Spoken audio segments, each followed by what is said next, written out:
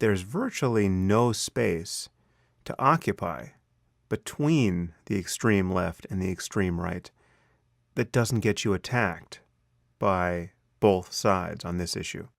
By virtue of that conversation, I am getting attacked as a Islamist shill and a racist xenophobe. It's incredible. There is no place. It is not even a razor's edge where you can stand to make sense on this issue. The moment you're using violence to prevent someone from speaking, you are on the wrong side of the argument, by definition. How is that not obvious on the left at this moment? I mean, you're going to, burn down your own university to prevent someone from expressing views that you could otherwise just criticize? All of these protests were seen in response to right-wing or quasi-right-wing speakers being invited to college campuses by, I'm sure, the campus Republicans. These are so uncivil and unproductive. And again, this is almost entirely a phenomenon of the left. If you heard generically that some college campus had erupted in violence because a student mob had prevented a lecture from taking place, and the people who wanted to hear that lecture were spat upon as they tried to enter the hall and finally attacked, you could bet with 99% confidence that this was coming from the left. Now, in the age of Trump, when you really want to be able to say things against creeping right-wing authoritarianism, having an authoritarian anti-free speech movement subsume the left is a disaster politically. But I actually think the left is irredeemable at this point. And this is why I've begun to use the phrase, the new center. I think we need a new center to our politics.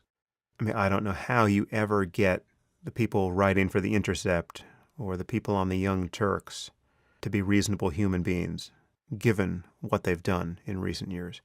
And so that's the left, as it currently stands. Of course, it's no accident that the Women's March, which otherwise seemed like a great thing, was vitiated by its alliance with Linda Sarsour and these closeted and semi-closeted Islamists who have co-opted the women's movement and convinced millions of women, apparently, that the hijab is a sign of women's empowerment. That's fairly mind-boggling.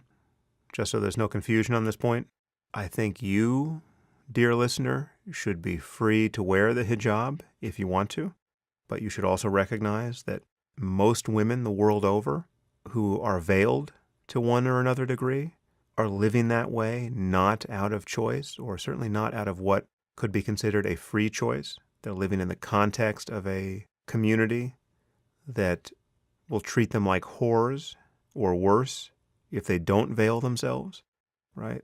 That's not the political empowerment of women.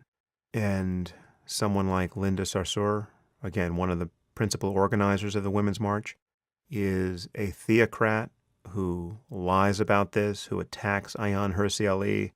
This is how the left will die, by, on the basis of its own moral relativism, locking arms with Islamism and stealth theocracy, which is what it has done.